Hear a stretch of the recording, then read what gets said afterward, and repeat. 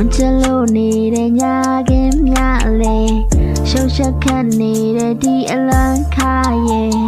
ကိုယ့်ရဲ့အနာမှာရင်လို့မင်းမရှိတော့တတိယချင်းရဲ့တန်တွေမင်းမသိပေါ်ပြောင်းလဲဖို့လွယ်ကူတဲ့မင်းအချစ်ဟာရက်စလုံးမာတဲ့ကွယ်နှလုံးသားပလားစက္ကန့်နဲ့မြကိုငိုကြည့်ခဲ့၏အလွန်ချင်းလေးများဆိုရင်ပြေးထွက်မိ